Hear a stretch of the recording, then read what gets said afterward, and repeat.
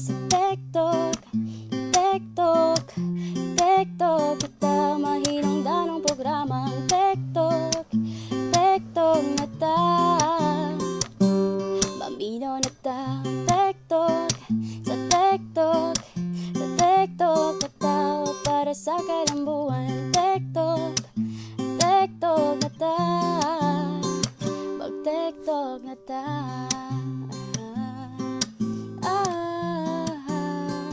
Mag-TikTok na ta. TikTok. TikTok.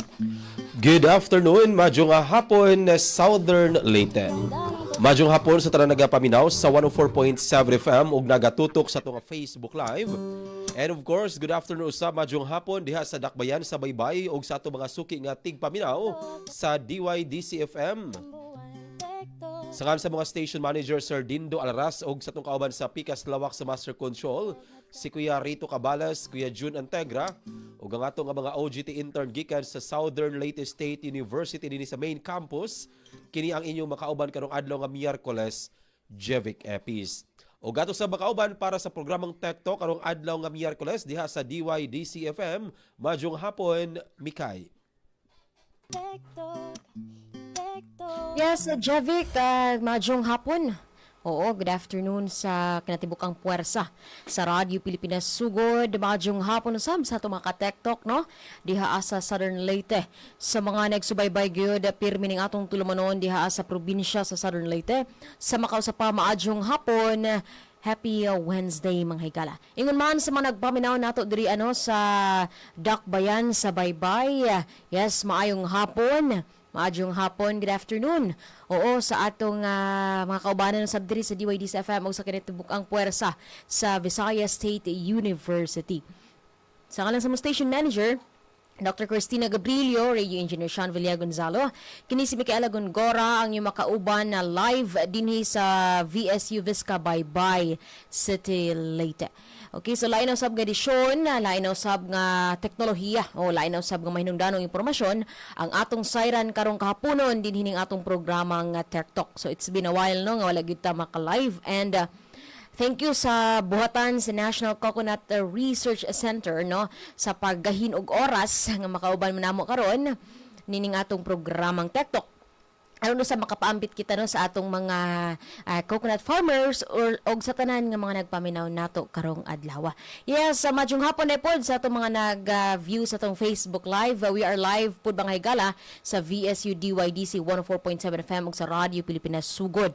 Yun man sa mga nagpaminaw nato sa internet radio inyo sa babati ang DYDC FM.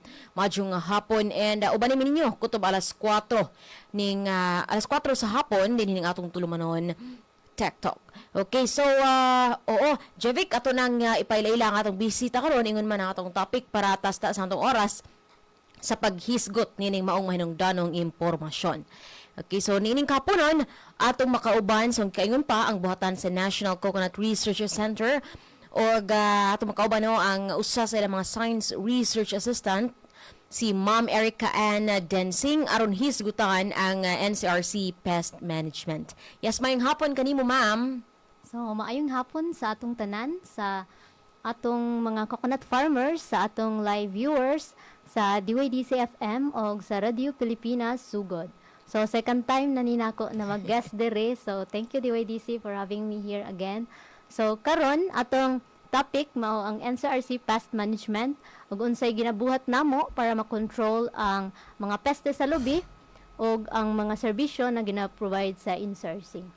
Yes, sa makasapam no, thank you so much nga makauban ka namo karon aron mapasabot sa mga farmers. Kumusta naman day tuod, ma'am? Siguro mag-una sa sa kining update or a little info about the coconut industry labi na sa Region 8 sa pagkakaron. So, ang coconut industry or ang status sa coconut industry sa Region 8 sa karon kay nagyapon ta sa phase na or recovery phase gihapon ta gikan sa bagyo sa Yolanda, no? So, ongoing gyapon ang rehabilitation and modernization, no? So, massive replanting of coconut, then establishment of nurseries, no? So, ug ang isa sad na problema sa coconut, no, kay mo ni ang peste, no. So, base sa datos sa PCARD, no? So, sa Region 8 as of early 2026, so gi-experience gyapon tag resurgence sa pest infestation. So, labi na ang Asiatic palm weevil o kaning kukulisap, no? So, ang kukulisap na case ani sa Eastern Samar na part o o sa Anhawan, Southern Leyte. So, pero ang PCA ang nag-action ana, no, kay ang NCRC kay wala may case are, so sila ang nag-action. Then naasad tay bagang og bruntis pa, no, na long term threat na jud ni sa ato, no, bisag gikontrol na nato, nagyapon sila. So dakong impact sa atong kalubihan, no. Though active ang effort og pag-control sa NCRC together with DPM og PCA sa mga lugar na infested, pero nagihapoy mga kaso, no, or infestation sa 2025 or 2026, so nagihapon. So usag yun ni sa mga challenges, no, sa ato mga coconut farmers. Bisan tuod, no, nga ang uban mayon nga di kaayo hago gyud ang pagpanguma nga kining sa coconut lagi kay maghuwat ra man tag mubunga. Pero adunay mga challenges sama na sa naisgutan ni ma'am katong mga infestations, mga sakit, bagang, kukulisap sa pana nga despite how many years na nga nagkuan tanig nagpahigayon taog mga inisyatibo to combat these naa gihapon, no.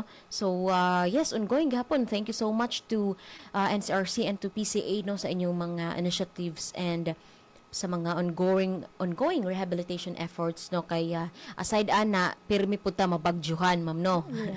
Bag-o lang gani bago na bagjuhan. bag-o lang na damage sa ang kalubian, di ba, diha Jevic, sa bagyong Tino.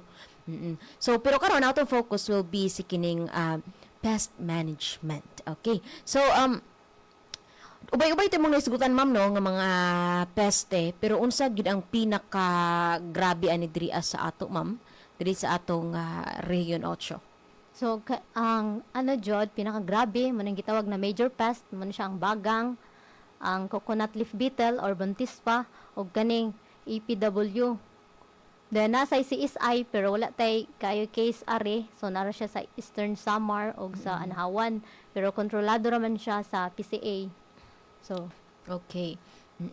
So, mo na siya mga higala, no, ang though it's a bit technical, no, ang katong nga mga terms, pero kung sa yano nga pinulungan, ma'am, unsa man ni nga unsay ka na bitang murag local terms ato nga imong na mention, ma'am, kay murag common ra ato is the bagang and the buntis pa. So, ang Asiatic palm weevils kay ang Bisaya sad ano nila kay naay sungo na bagang, pero gamay or cute ang iyang size kaysa sa bagang nya. Ang color niya kay naay spotted or stripe compare sa bagang na itom ra jud. So ang kaning EPW kay man siya lisod i-detect, kay ang early stage ani sa infestation kay lisod i-detect until it's too late na, kay namin siya sa ilawom sa trunk or sa coconut, no, while productive pa ang coconut, so nanaday infestation, so di na ta mabalaan na nanaday siya didto. No, so mo na diha ang kanang kuan nga part, tricky nga part, no. So unsa man ang atong mga pamaagi, ma'am, no, para ang atong mga farmers makahibaw pud sila kung ang ilang kalubian okay pa ba, or wala by mga infestation to any diseases, or unsa pa na diha, unsa mga just by observing, no, kining ato ra makita nga makaingon ta nga oy murag naay something wrong sa atong kalubian. So makita siya sa damage or kanang mga dahon niya na kanang na-vicat, so ibig sabihin ana kay na-damage siya sa bagang, or kanang na-brown ang mga dahon pero di pantay or di pud siya laya, so ilhanan sad na damage siya sa buntis pa, so di pantay ang iyang pagkalaya. So kana ang buntis pa. Unya sa CSI sad what the case are, pero sa ang iyang damage sa leaves kay may yellow siya nya, scaly na siya, scale na mo siya kuan sa isda, kay coconut scale insect man siya, so kibali mo po na iyang mailhan nya, may yellow ang dahon na magsugod ang damage sa lower part sa dahon sa lubi. So dali ra po na siya mo spread kumpara sa uban na pest, no, kay through ang iyang spread kay pwede raman sa wind or sa kuan og dili siya i-cut or dili siya i-save no or dili siya kontrolon so dili ra siya mo spread. So pwede di ay sa hangin. Oo, ang spread sa CSI. So dapat nidyo siya pamutlon ang kuan nya sunugon. Sunugon. O, kana yun no. Para masiguro nga wa joy mabilin. Katong ngayon ganiha ma'am nga sakit nga or pest nga katong di mo makit-an kay sa ilawom. Sa tawag ato ma'am? Ishatic palm weevil or sa Bisaya gitawag man na nila og bagang na may sungo. Bagang na Unja, may sungo. ana na jud makasabot ang farmer ma'am nga grabe na kay di man ka sa mailhan sa kanang more sa early stage pa sa iyang pag-atake sa lubi. Dili pero og ang NCRC ang DPM og monitor dito mo survey aneng ang kuan niya ang ilanan kay ang trunk kay bungol siya unya na siya oozing exudate sa borehole sa iyang kinitkitan so inana sa ilawom na siya padung so kibali di jud siya makuan og wala ka kahibaw og unsa. Kung siguro no mas madyo nga ato jud susihon pod and then atong obserbaran kung unsa bang performance atong lubi kung maadyo ba ang pagpamunga or dili na declining na ang ijahang bunga no kay possible nga aduna nagyud nay mga adunay pest infestation or unsa pa diha ano nga niatake anang atong kalubian. Okay, so ako ibalik sa Radyo Pilipinas sugod alang sa dugang pa nga mga pangutanan. Chevik? Yes, Mikay, daghang kayong salamat. Kang Ma'am Erica, ma'am, ako lang ipangutana, ma'am, unsa man ang mga environmental factors nga ato nga or naka-contribute nga no nidagsa kining mga coconut pest ma'am sa lain nga mga lugar, ma'am, especially katulad ng nahitabo din sa ato nga rehiyon, ma'am, nga nakaapekto sa ato nga mga mag-uma or labi sa ato mga kalubian. So kaning dili strict ang quarantine sa kaning mga lubi pag angkat og mga lubi gikan sa Luzon or paari so dili strict ang quarantine no so kibali dapat need siya stricto pagsusi sa mga peste para sure jud na ang moabot rin ng mga planting material kay free siya sa pest. So katura gyud ma'am, katura ang major factor nga naka-contribute nga nun dagsa kining mga nilaing peste ma'am dinhi sa atong rehiyon. At kuan sad if sa kuan na siya if gi-transfer gikan siya sa Luzon or sa Visayas sa Mindanao then giari so stricto jud ang quarantine control pero if ngari lang kay due to environmental environmental factors no so kanang na-develop na siya into pest or major pest no then lack of control also. Posible ba insert lang ko Jessica, posible ba ma'am nga kana bitawng murag usay magud ang source of planting materials murag pasa-pasa ra ba sa mga farmers ana? Yeah, ang uban kay pwede ra bayaran ba na or unsa ba? Or pwede ra ipa lusot ra mga Lusot ra inana. term. Pero ma'am, ako lang po Mikay, sa ato ba ingana ba ka istrikto ang pag-travel ining mga planting materials kining lubi kay sa sabtan mura magdili siguro sa banabay requirement ba di ay gamit o ipakita? So naay mga papers ba? Papers na sikasuhon then i-quarantine pa ang mga materials na dalhon para i-check og naway pest diseases para dili mag-introduce og mga peste sa dire. Kay sa ako lang na obserbaran ma'am, siguro ato nakita no, especially katuning kuya na po katong African swine fever, na istrikto ang kanang border checkpoint diri sa lalawigan sa Southern Leyte, pero nag-focus sa mo lagi na baboy, kining mga baboy nga i-travel mga apil purgani kining mga kabaw, mga baka na abi mga dokumento, pero dili lang ko sure kung apil ba ang kining mga lubi, pero sa imong gingon na jud ay mo tayon quarantine nga pamaagi no para masiguro to nga safe ba. Ma'am, sa atong Eastern Visayas, sa atong rehiyon, makaingon gyud ta nga bisag di na i-quarantine basta within our region, safe na siya or needed gihapon kanang ingon nga quarantine, ma'am? So ang may mga kuan halimbawa sa CSI so sa Southern Leyte dili siya pwede ipagawas dito or dalhon dire sa kuan ang mga planting material kay na may case sa CSI dito so dili siya pwede dalhon kay if makadala og bisan gamay ra nya nga rin sad magsugod og infest no so lisod na. So kinahanglan gyud di ay so kana pud kini pud nga gihimo para man pud ni maka kana laging makatabang ba mga precautionary measures para dili pod maka mukuyanap kining mga sakit lagi kay mo ginaluoy pod ang atong mga mag-umakon mukuyanap kini sa lain-lain nga mga lugar. Ma'am, ako lang pod ipangutana kay ang atong nga topic is about man pod sa pest management lagi sa coconut.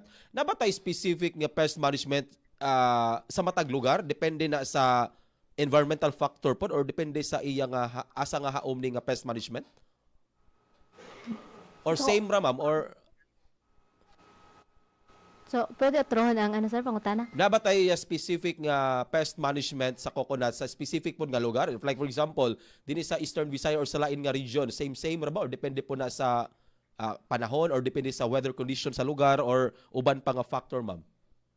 So, depende gyapon no sa panahon or sa na uban na factor kay sa Luzon ganaman sila CSI or sa kuan so kibali dere depende pod sa ngari sa ato sa Eastern Visayas kay naman tay bagang nasa CSI na case sa Anahawan or sa kuan pero wala ri sa VSU so depende pod siya no or depende pod sa pagkontrol no ug kinsa ang o pagkontrol sa ila if sakto pod ang pagkontrol. And katong nahitabo gyud ma'am unang ning dagsa katong na problema gyud tungod sa pagdagsa lagi ning grabe nga mga kining pest nga nakaapekto sa ato mga kalubian. So far, kumusta man ang ato nga nakita karon sa atong gihimo nga rehabilitation efforts, atong gihimo nga mga programs labi na sa inyo nga buhatan, ning resulta ba o asa pa may angay nato nga pahingusgan pa ma'am para gyud mas epektibo ang ato nga gi-implement nga mga program kining pest management sa ato nga mga kalubian? So sa EPW kay ongoing gyapon ang research ug unsaon siya pagkontrol pero sa bagang sa Brontis pa so nanaway mga control ani no so need na lang kuanon sa field or na may available na biocontrol sa laboratory or sa NCRC so pwede ra sad mangayo adto. So kay ang focus pod sa NCRC na pest management section kay gina-consider sa namo tanan available na mga pest control techniques sa coconut para makontrol ang mga peste. So mo ni ang atong gitawag na integrated pest management para ma-minimize nato ang outbreaks o ang pagdamo para dili siya mag-cause og economic damage or kanang maapektuhan ang atong kita sa coconut industry. Then ga-promote sa MIG sustainable management strategies mo ni ang biological control. So sustainable meaning gamit siya in a long run na dili siya makaapekto both sa ato crops o sa tawo. So ang IPM so formulated na siya no para i-lessen ang paggamit nato og pesticide kay og mag-rely ra sad ta sa chemicals alone so dili siya sustainable. Og pwede sad siya mag-develop og kaning gitawag na insecticide resistance or kaning sa sige na to gamit og chemical so ma-immune na ang insekto so murag di na siya matablan bisag unsang insecticide no nya. Kaduha kaning secondary pest outbreak or kaning mga minor pest na nahimo na noong major pest no then rapid resurgence sa sige na to spray og chemicals nya mawala gud sila mga buwan lang mabalik na sad mo resurge na sad then kaning toxic residues no sa chemicals nya ang pinaka last ani kay kaning hazard and complications sa handlers kay especially sa farmers no ga spray og pesticide nya o man kahibaw og kaning magamit dag PPE or di no so risk jud siya. So ang importansya pod sa integrated pest management no kay mo ni ang naghatag sa ato og tools o mga strategies sa ato mga farmers para i-maximize ang production o i-minimize ang losses tungod sa mga peste. And ang IPM dili ra sad siya magamit lang sa coconut sa other crops sad gamit siya. So ang punto ani kay since taas ang global populations so nagtikataas sad ang demand sa food. So ato farmers need i-maximize ang yield while protecting the environment. So, mo siya ang mong ga-promote og sustainable management. TikTok. Okay, daghang kayong salamat ma'am no sa imong pagpatinaw pod sa atong mga question. Siguro napatay lang question later, pero ako sa ibalik kang Mikay na diha sa DYDC-FM. Mikay. Bambino na ta. Yes, sa side sa mga farmers, ma'am ba, unsa gyud ang pinakaangay nilang buhaton whenever nga makasinati sila nining mga infestation nining maong mga peste? So, pwede ra sad sila mag-letter or mo-report sa DPM or sa NCRC, no? Og na ay pest na ni-atake, nya wala sila kahibawo. Then, ang NCRC, DPM, or PCA, ug asa sila ni-report, ang mo-action ana, no? So, sa pag-manage ana pod, so, kibali, applyan na sa namo, og kanang integrated pest management, no? So, pwede ra sad may mag-training, or ga-site visit sa ilang coconut farms. So, inana. So walay are there any murag mga technologies nga pwede i-adopt sa farmer ma'am no sa pagsugpo pag-address niining maong mga peste? So, naaman may, gamas produce man may og BCA. So, pwede ra sad sila if na Unsa sila yung BCA ma'am? biological control Okay. agent. So, mo na siya ang mga insekto na ginagamit nato para kontrolo ng insekto na peste.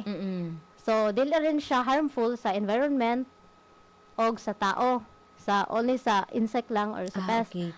Sa maong peste ra gyud nga kuan kining target nga ma-control no. So, gapadamo mi og damo na pud kaayo. So, among gina-release no sa field or sa farmers ang mga effective na biological control. So, sa laboratory na may predatory earwig. So, nagapadamo mi ani kay sila ang mukaon sa ulod sa brontispa. Nya nasad may Tetrasticus parasitoid or mo na among pupal parasitoid no. So, sila sad ang moitlog sa ulod sa pupa sa brontispa. Nya nasad may fungus or green muscardine fungus no. So, ginabutang ni namo siya sa land trap or mag-set up may land trap sa kalubihan na may sawdust nya na ay green muscardine fungus. Nya ang granules ani sa GMF i-dilute namo siya sa tubig nya butangan namo og gamayng powder kay para dili siya magdikit ang spores. So ang kaning powder or sabon so mo ni siya mag-serve as a surfactants para magkatag ang spores. So kibali ang abagang didto na bai na mangitlog didto. So pag itlog niya or if maka-emerge na ang larvae kay ma-infected siya so dili siya makadako.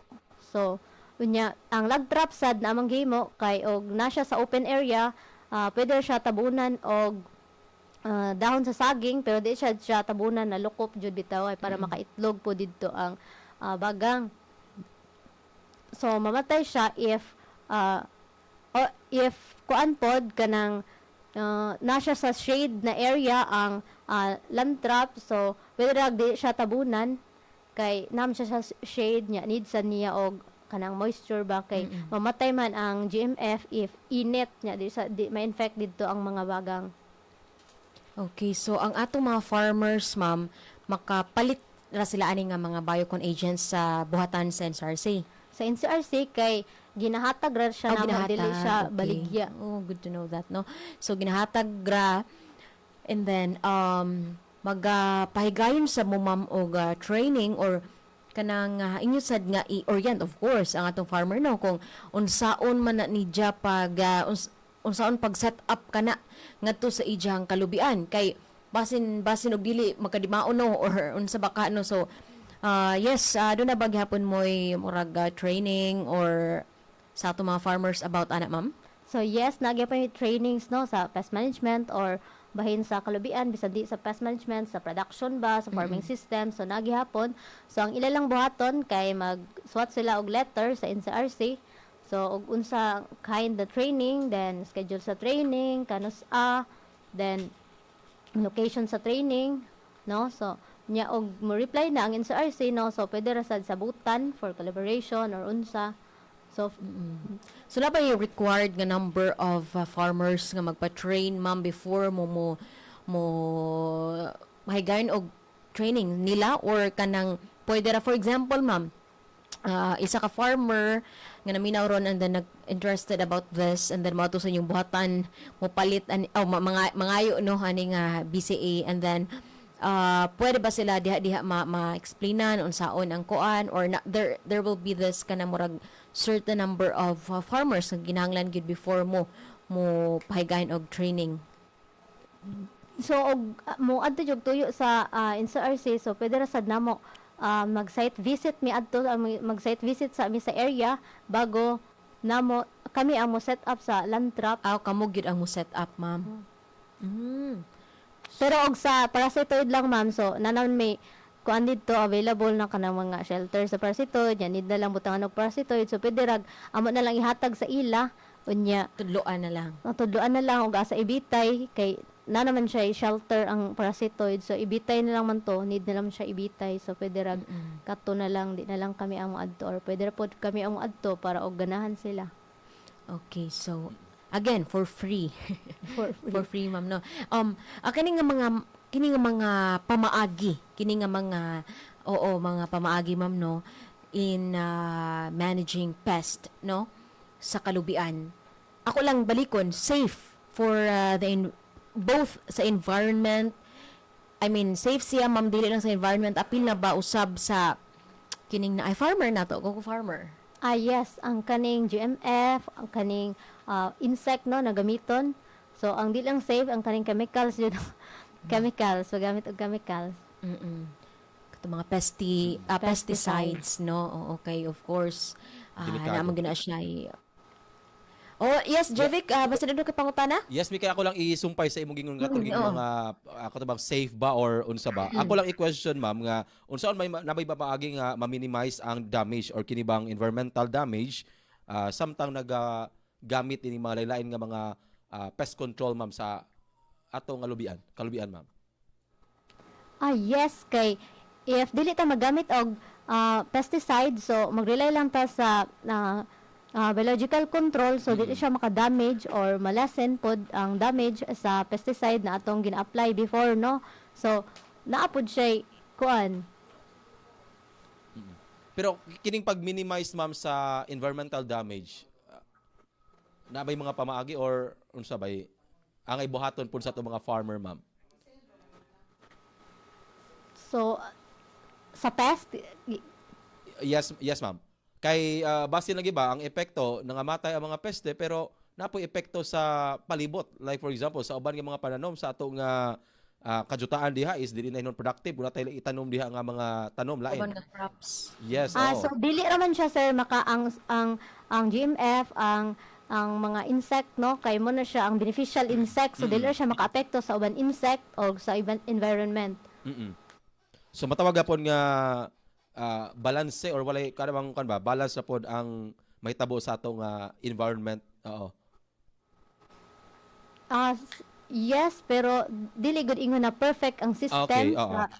Kuan, so kay ang ingon gay nila no na there's no such thing as no pest because they coexist with humans. So bisan saon na to wala joy zero na pest, no. So as long as kontrolado lang kuno ang pagdamo og ang manageable ang iyang damage sa atong kalubihan. Okay. Ma'am, how about kining kuan ma'am kung ang pest infestation nagbalik-balik bisan na lain nga mga intervention nga gihimo, unsa pa may angay buhaton sa farmer ma'am basi kapuyon mundang na lang or sa ba pasagda na laman. Sagdan. So og gibuhat nato ang biological Oo. or kaning cultural na paglimpyo tanan or kuan ana na mosod ang pesticide og di na jud madala ba or kuwang gihapon natong effort sa biological control sa mechanical or unsa pa na dirang control. So ang pinaka last nato na gamiton kay mo ni ang pesticide para makontrol siya. So kay bali combination gihapon siya sa tanan, di lang pesticide alone. Okay. How about pod ma'am kung ang ato nga pesticide nakaapekto pod sa ato mga beneficial insect like for example katong mga kuan gani katong gitawag po nimo ganina og natural predators. Unsa pa ang ibuhaton? Or Dili na lang nakakuha na ba na siya nga di gyud ni makaapekto niadto mga natural predators or mga beneficial insect? Makaapekto gihapon siya kay pesticide man siya pero og wala na jud tay laing choice kay Okay, oo. kanang kuan na jud kuwangan ta sa kuan sa biological control nya di gyapon enough atong effort sa paglimpyo pero og combination ni siya sa tanan biological control nya cultural gilimpyohan nato mechanical so kani parang tulo or upat ani so naay jud siya progress na makontrol jud ang pest na di na ta mo diretso og apply og pesticide no So diha gyud ma'am mo gawas pod ma'am nga unsa ka importante nga mas makasabot ang ato mga farmers sa pamaagi nini nga pest or pest management. So kinahanglan gyud nga magpasabot ang inyong nga buhatan nagyoy siguro katong ingon ni Mikay nga ang mga farmer nato mo request og kini nga orientation, training or seminar para mas masabtan nila para pod mas anindot ang epekto sa ato nga kalubian no.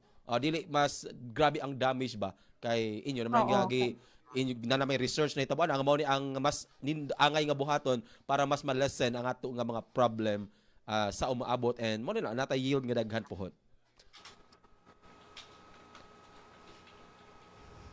Yes, Mikay, ako ibalik nimo Mikay basi napakaila nga pangutana.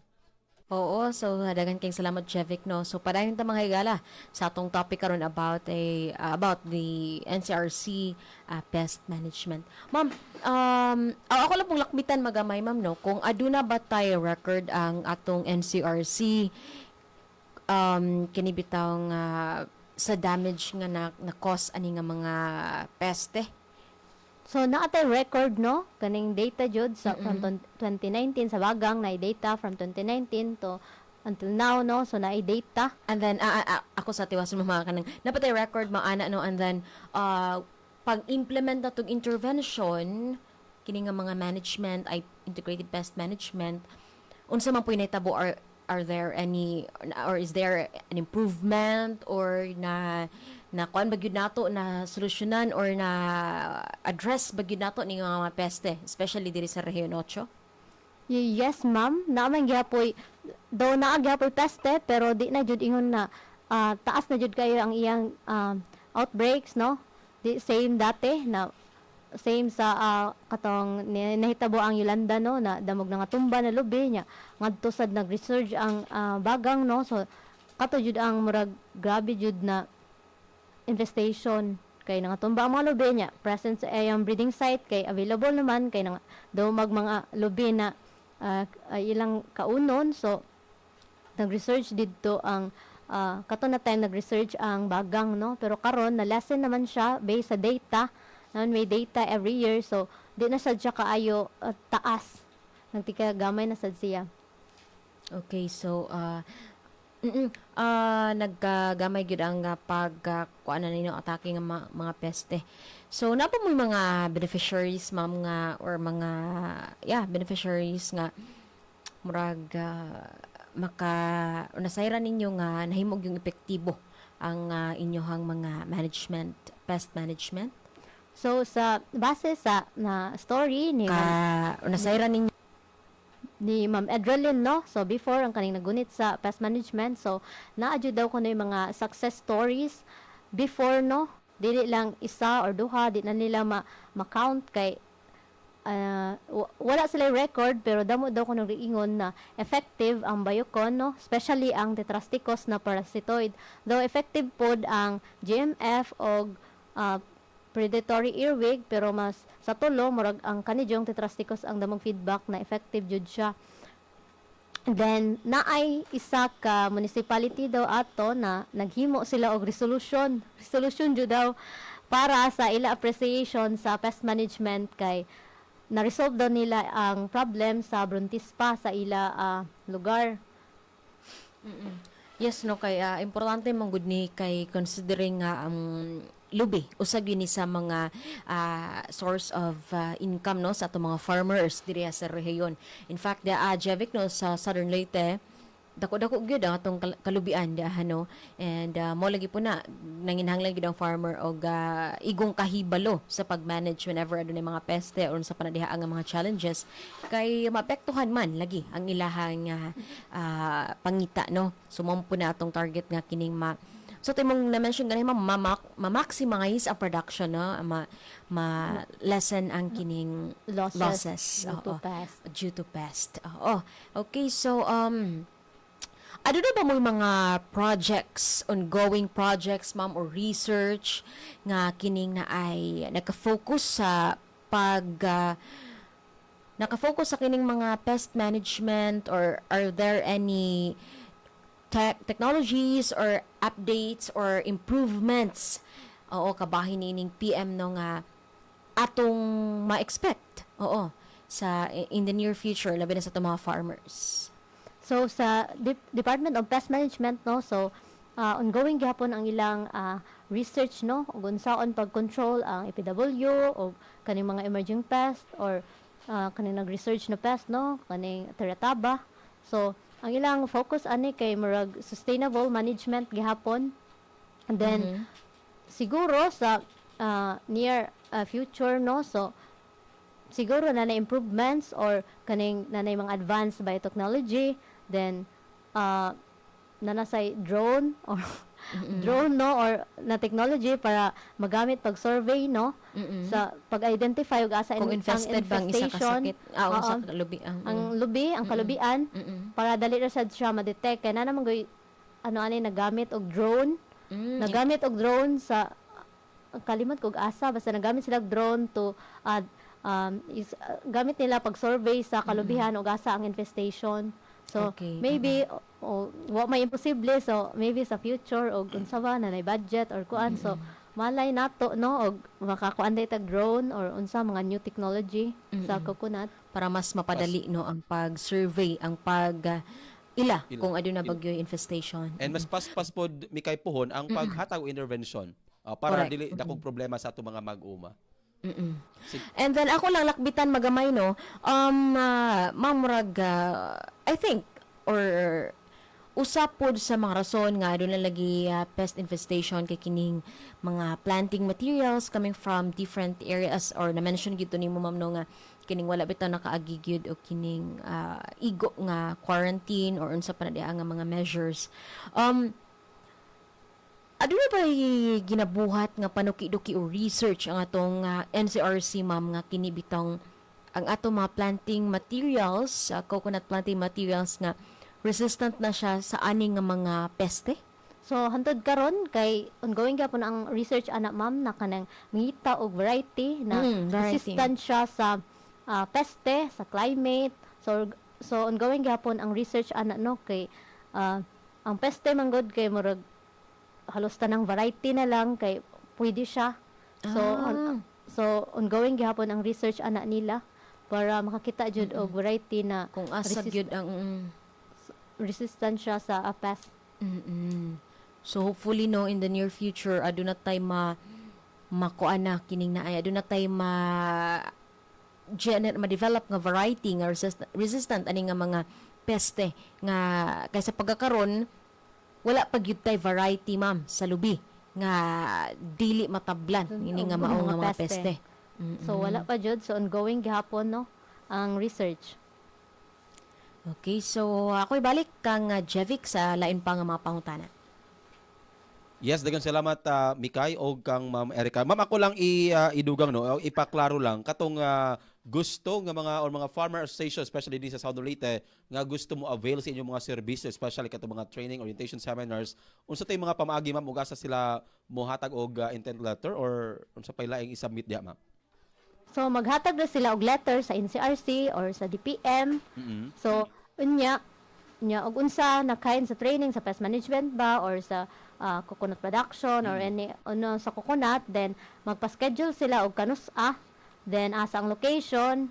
So inana, then og mo reply naman na ang NCRC og unsa. If mo reply na sila, so pwede ra sad sabutan kay free good ang training, pero naman ay pwede ra sad collaboration kay ang kuan jud sa NCRC kay pwede ra kami ang mo-training, then ilang snack, so murag sabot-sabot collaboration murag style siguro po sa mga farmers association diri sa Southern Leyte no, kalayo-layo man sa dakbayan sa baybay, mo tap lang punta sa tong LGU, sa tong Municipal Agriculture Office kay para pod mapadali kini laging uban nga mga gastuhan or gamiton kung adunay mga trainings ug uban pang mga activities. So dili ta mag-all sa mga farmers diri sa Southern Leyte kay andam ang National Coconut Research Center sa diha sa VSU sa Dakbayan sa Baybay sa pagtabang aron mas masabta nato ang pamaagi labi na kining coconut pest management. Okay, atong oras no murag api kinamikay atong ibalik kanimo basig sa napay hinapos nga minsan nga atong bisita karon. Yes, ma'am. Doon na ba mo yung mga leaflets po, ma'am? Ani nga para ma-aware po dato mga farmers. Yes, na may mga leaflets sa mga pest, no? So, karon VSU anniversary, so mag-produce na pod mig leaflets, no, sa pest management o sa other na section, no, sa coconut. So, ga-produce mi anag leaflet, no, para ipanghatag sa farmers or para naapod sila ibasihan o kung sa na peste na atake sa ila. So, ngayon na. So, speaking of anniversary, sa inyo bang booth pohon, ma'am? Doon na ba mo yung mga demonstration, mga display, or basi pwede nimo mapasabot sa mga farmers para at least na sila idea na no kung unsa lang i-expect sa NCRC nga booth this coming VSU anniversary? So, karon wala pa ako kasabot sa kuan, pero mag-display gyud mi ana og mga leaflet or mga kanang mag-train man siguro na sila or Mga mag-visit sa demonstration na demo farm, mga inana, so nanay field visit or Oo, I think may tabo na during the Farmers and Fisher Folks Day, no? But there are times po nga naka-observe ko nga, nagyo na ipang display ang atong NCRC sa ilang mga technologies, sa ilang mga products, sa ilang leaflets ug unsa pa na diha nga makatabang sa atong mga farmers, especially the katong mga gagmay nga mga farmers, no. Okay, so by the way, Jevic, ang atong extension office sa kanunay nag-awhag no sa atong mga listeners, sa nakadaiyang dapite sa sugod ug sa sa sugod og sa diri sa Dakbayan sa Baybay, dili lamang kini limited ha sa atong mga nag-view sa Facebook Live, pero kung nagpaminaw pud mo ning atong CBN-an, pwede ninyo i-message sa atong numerong 0963544391, and kung makahigayon mo, please leave a comment or feedback sa atong programa, no, o rating sa atong programa. And ang atong extension office sa VSU, adunay in return, adunay kaning nay prizes. For those nga mag-like, share, maminaw ning atong programa, ning atong tulumanon. The same last time, 50 pesos worth nga load or GCash, no? You may also provide your GCash number, Enigma contact na mo no kung kamo o galing ni daog. So 3 winners sa 50 pesos nga load, which will be sent through GCash. Okay, so ayaw kalimot pag like, share or heart react sa itong mismong live or comment.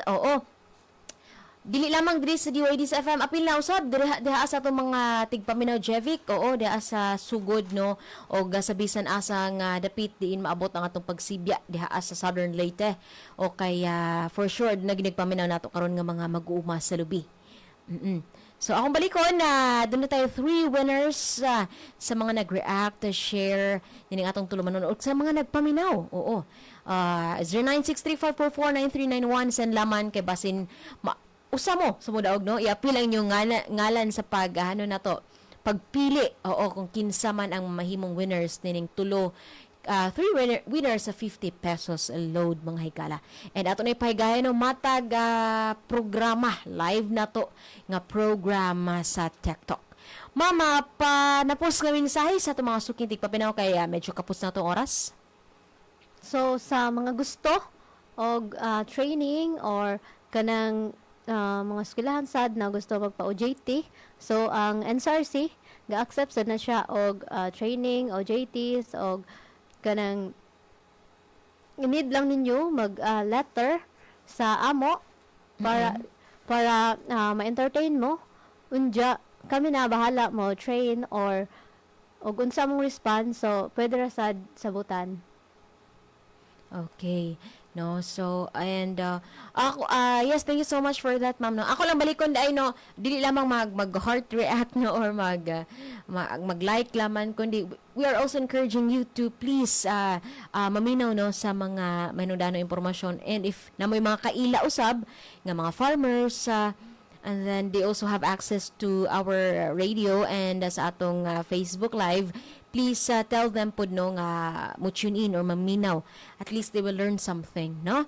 Okay, so thank you so much. Daghan kayong salamat Ma'am Erica Ann Dancing, Science Research Assistant sa National Coconut Research Center din sa atong tuhan sa VSU for sharing atong mga mahinungdanong impormasyon, and hopefully sa sunod na pod ma'am no, doon naghapoy mapadala nga guest ang atong NCRC para pag-share sa atong mga suking tigpaminaw. Considering kanang taas-taas ba ang pressure ron sa lubi. Oo, para masiguro ginato nga dako gid ang atong kuano kanang ani. Oo. Or kita sa atong kalubian. Daghan kayong salamat ma'am and sa atong listeners, and of course sa atong partner station Radio Pilipinas Sugod. Sa ngalan sa mong station manager Dr. Cristina Gabrilio, radio engineer Sean Villa Gonzalo, kini si Micaela Gongora alang sa programang Tech Talk. Og sa kanusab sa kinatibukang puwersa sa Radio Pilipinas Radio Publiko Sugod sa mong station manager Sir Dindo Alaras atong kaban sa Pikas Lawak sa Master Control Kuya June Antegra ug atong mga OJT intern gikan sa Southern Leyte State University dinhi sa main campus sa Sugod. Kini ang inyong kaban Jevic Epis ug daghang salamat sa imong pagsubaybay sa programang Tech Talk. Dali girl, mag-TikTok na ta. TikTok, TikTok, TikTok. Radyo Pilipinas.